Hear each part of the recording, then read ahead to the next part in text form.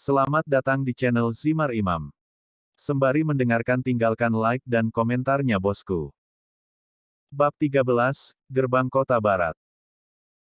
Bepergian melalui kota, Sumin merasa seolah-olah semuanya berbeda dari dulu. Meskipun semuanya tampak sama, perubahan kecil terlihat jelas. Dunia tampak lebih cerah di depan matanya karena matahari terbit mewarnai langit ungu dan menyinari berbagai sinar cahaya ke atas gedung-gedung. Gerbang kota terletak di bagian barat kota. Ini adalah daerah kaya di mana sebagian besar tanah dimiliki oleh berbagai keluarga kuat. Gerbang ini terutama digunakan oleh keluarga yang pergi untuk melatih keterampilan seni bela diri mereka di dunia nyata karena ada hutan yang dipenuhi dengan binatang iblis tidak terlalu jauh dari kota. Tepi luar hutan terutama berisi binatang iblis tingkat rendah. Hanya binatang iblis peringkat 1 dan 2 yang akan terlihat di area ini, namun, semakin dalam ke dalam hutan seseorang berkelana, semakin kuat binatang iblis itu. Sumin sangat menyadari kekuatannya, dan tujuannya adalah untuk berkemah di pinggiran hutan, di mana dia bisa fokus untuk memperbaiki kepribadiannya, menyempurnakan Satering Palemnya, dan belajar Radiant Jade Sower. Sesampainya di bagian barat kota, Sumin mau tidak mau menghirup udara. Dia belum pernah benar-benar menjelajahi kota Honghe, dia hanya tinggal di dermaga dan daerah miskin tempat dia dan Wang Li tinggal. Dia tidak pernah menganggap area lain sepadan dengan waktunya karena semua energi luangnya dihabiskan untuk berkultivasi. Melihat kompleks keluarga besar menjulang tinggi ke langit membuat Sumin menyadari betapa suksesnya keluarga itu. Dia sebelumnya mengira bahwa keluarga Zong adalah keluarga yang jauh di atas yang lain, tetapi sekarang, dia melihat rumah-rumah besar yang dari batu giok dan marmer murni, dan beberapa bahkan bertatahkan mutiara. Dia akhirnya mengerti bahwa keluarga Zong benar-benar tidak lain adalah keluarga kecil dengan hanya satu prajurit panggung lanjutan. Melihat keluarga-keluarga ini, Sumin merasa lega di hatinya. Pada awalnya, dia berpikir bahwa keluarga Zong tidak dapat diukur, kekuatan yang akan dia temukan sangat sulit untuk dilawan, namun, setelah melihat keluarga lain, dia dengan cepat mengerti bahwa keluarga Zong tidak lagi mendominasi pikirannya. Merasa terbebaskan, senyum menghiasi wajah pemuda ini saat ia melakukan perjalanan melalui bagian akhir kota. Matanya bersinar dengan percaya diri saat dia melihat gerbang kota barat di depan. Saat dia hendak keluar dari gerbang, Sumin memikirkan kembali semua hal yang dia alami dalam 5 tahun terakhir. 5 tahun. Sudah 5 tahun sejak dia tiba di kota Honghe. 5 tahun itu dihabiskan untuk berlatih keras. Selama matahari bersinar, dia akan bekerja keras di dermaga, memindahkan peti ke sana kemari. Dia terus-menerus menantang batas berapa banyak yang bisa dia angkat, sementara pada saat yang sama, dia meningkatkan kecepatan dan efisiensinya saat memindahkan peti. Setiap malam akan difokuskan hanya pada kultivasi. Dia akan memurnikan esensi dari langit dan bumi menjadi Qi, yang memungkinkan dia untuk melatih Satering Palem dan meningkatkan pangkatnya. Selama bertahun-tahun, Sumin bekerja sangat keras, tidak pernah sekalipun mengeluh tentang pekerjaan yang diberikan kepadanya, atau tentang tugas-tugas kecil yang harus dia lakukan di rumah. Semuanya dilakukan agar suatu hari dia bisa membalas dendam. Sumin mencapai peringkat 1 bintang pada usia 15 tahun adalah prestasi yang mencengangkan. Itu sudah cukup untuk memanggilnya jenius, tetapi itu belum pernah terjadi sebelumnya di kota Honghe. Setiap keluarga besar memiliki setidaknya 1 atau 2 tuan muda yang juga akan mencapai peringkat prajurit pada usia 15 tahun setiap tahun, namun, mereka dilahirkan dalam keluarga kaya. Orang tua dan klan mereka sering memberi mereka pil obat, mandi herbal, akupuntur, dan berbagai stimulan untuk memungkinkan kecepatan kultivasi mereka melambung. Bagi seseorang untuk menjadi prajurit bintang 1 sendirian dan tidak bergantung pada pil obat, herbal, dan sejenisnya sangat jarang terlihat. Pemuda seperti itu, tanpa diragukan lagi, adalah seorang jenius sejati. Saat dia berjalan melewati gerbang kota barat, wajah Sumin tersenyum. Jantungnya berdetak sedikit tidak menentu saat dia melihat sekeliling mengamati sekelilingnya. Ketika dia memasuki kota melalui gerbang kota timur, dia masih ingat bagaimana jalan itu dipenuhi oleh petani dan rakyat jelata lainnya yang menuju ke kota untuk menjual hasil panen mereka. Gerbang barat benar-benar berbeda dari gerbang timur. Beberapa karavan terlihat. Setiap karavan milik pedagang yang melakukan perjalanan antara kota-kota besar di benua itu. Beberapa tentara bayaran dan bahkan lebih sedikit rombongan yang berisi penjaga dan yang tampaknya adalah tuan muda dari keluarga yang sangat terhormat di kota Honghe terlihat di jalan meninggalkan kota. Su Min, tanpa diragukan lagi, adalah orang yang berpakaian paling buruk dari semua orang di gerbang barat. Semua orang di sekitarnya menatapnya dengan tatapan bingung. Auranya seperti prajurit bintang 1, tapi wajahnya masih muda. Tidak ada janggut yang terlihat di wajahnya, masih memiliki kelembutan awet muda. Melihat pemuda itu, banyak yang memutuskan bahwa dia adalah seorang tuan muda, yang, untuk beberapa alasan, menikmati berpakaian seperti orang biasa. Anak-anak muda kaya di kota masing-masing memiliki berbagai hobi, dan melihat seseorang berdandan seperti orang biasa adalah salah satu yang paling tidak eksentrik. Su Min bersemangat saat dia berjalan melewati gerbang.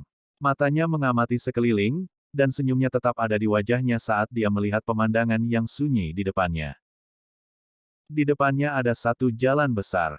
Semua orang meninggalkan kota melalui jalan ini, baik karavan maupun tentara bayaran. Pemandangannya sangat mirip dengan tanah tandus yang ditemui Su Min saat pertama kali dia meninggalkan hutan tempat dia tinggal selama 2 tahun. Melihat dari dekat, Su Min memperhatikan puncak hutan yang jauh di kejauhan. Meskipun dia bisa melihat hutan, itu jelas cukup jauh. Menemukan tujuannya, pemuda itu mulai berjalan menuju hutan, mengikuti jalan yang juga dilalui semua orang. Saat itu pagi hari ketika dia berangkat dari kota Honghe. Dia tahu bahwa saat ini, Wang Li sedang sibuk di dermaga. Dia bisa merasakan bagaimana tubuhnya meledak dengan energi yang tidak terpakai, tubuhnya hampir berteriak dengan dorongan untuk bergerak. Menyeringai lebar, Su Min tidak bisa lagi menahan diri, dan dengan langkah eksplosif, dia mulai berlari menuju hutan yang jauh. Begitu dia mulai berlari, suara dengungan yang nyaman menyebar ke seluruh tubuhnya saat setiap otot sedang digunakan. Dia bergegas menyusuri jalan beraspal, menyalip satu demi satu kelompok. Kecepatan eksplosif yang dia gunakan sudah cukup untuk membuat kelompok dan karavan yang terkejar berhenti dan melihat ke atas. Mereka terkejut melihat sosok sendirian bergerak secepat angin di jalan, tidak menunjukkan tanda-tanda melambat. Su Min menghabiskan 5 tahun berlari di sekitar dermaga. Awalnya, dia membawa satu peti pada satu waktu, tetapi seiring berjalannya waktu, dia membawa 2, lalu 3 peti. Selama setahun terakhir, ia memindahkan hingga 4 peti sekaligus, masing-masing seberat sekitar 50 kg. Sekarang dia berlari di jalan beraspal dan tidak mengangkat apapun, gerakannya dipenuhi dengan kekuatan. Kecepatannya belum pernah terjadi sebelumnya di antara rekan-rekannya. Dia secepat angin, dan gerakannya lancar. Tidak ada suara yang terdengar, dan sebagian besar prajurit yang melihatnya tidak dapat melihat bagaimana dia bergerak. Yang mereka lihat hanyalah bayangan kabur yang melewati mereka. Merasa kakinya semakin lelah, Su Min memaksa dirinya untuk terus berlari dengan kecepatan yang sama seperti sebelumnya, memeras setiap tetes energi dari tubuhnya ke kakinya untuk menjaga kecepatannya. Pada akhirnya, dia berhasil berlari lurus ke depan dengan kecepatan yang sama dengan yang dia mulai selama 13 jam. Pada saat dia berhenti, matahari sudah terbenam jauh di kejauhan, terbenam di balik hutan yang sekarang jauh lebih dekat. Melihat sekeliling, Su Min memperhatikan bahwa semakin jauh dia berjalan di sepanjang jalan, semakin sepi. Melihat sekelilingnya, dia melihat beberapa karavan telah mendirikan kemah beberapa kilometer jauhnya dari jalan di lanskap yang tandus. Melihat ini, Su Min memutuskan untuk mengikutinya dan terus berjalan sampai dia menemukan lokasi yang cocok untuk berkemah. Apa yang dia cari adalah lokasi dengan beberapa vegetasi. Namun, tanah itu tandus. Semak-semak kecil terlihat di sana-sini. Dia akhirnya memilih lokasi di salah satu semak-semak yang terkena cuaca. Semakin dekat, Su Min tidak bisa menahan diri untuk tidak merayakan ketika dia melihat bahwa semak itu lebih besar dari yang dia duga. Dia dengan cepat memanjat di bawah cabang-cabang sampai dia memasuki bagian dalam semak-semak, di mana dia perlahan tapi dengan lembut memindahkan ranting-ranting itu sampai sebuah gua kecil dibuat. Jika seseorang melihat semak dari luar, tidak mungkin untuk mengatakan bahwa seseorang sedang berkemah di dalam. Meskipun dia memiliki aura prajurit bintang 1, Sumin tahu bahwa seseorang harus dekat dengannya untuk merasakan auranya. Duduk di semak-semak, Sumin puas dengan tempat tinggalnya. Dia dengan cepat menyilangkan kakinya dan menutup matanya. Meskipun dia sendirian dan dalam perjalanan ke hutan belantara, dia masih tahu betapa pentingnya kultivasi. Dalam beberapa saat, bintik-bintik cahaya keemasan muncul di udara. Beberapa bintik diserap oleh pemuda yang terengah-engah sementara yang lain dikeluarkan setiap kali dia menarik napas baru. Malam berlalu dengan cepat, dan tidak ada yang memperhatikan pemuda yang bersembunyi di semak-semak. Saat matahari terbit di langit, matanya yang tertutup langsung terbuka, dan Sumin meninggalkan semak-semak yang aman saat dia kembali ke jalan. Dia mulai berlari sekali lagi secepat yang dia bisa, berlari cepat menuju hutan. Meskipun Sumin berlari kencang, dia akhirnya harus berkemah di semak-semak 2 kali lagi sebelum akhirnya mencapai pinggiran hutan. Melihat sekeliling, pemuda itu sangat terkejut karena tidak ada yang seperti yang dia bayangkan.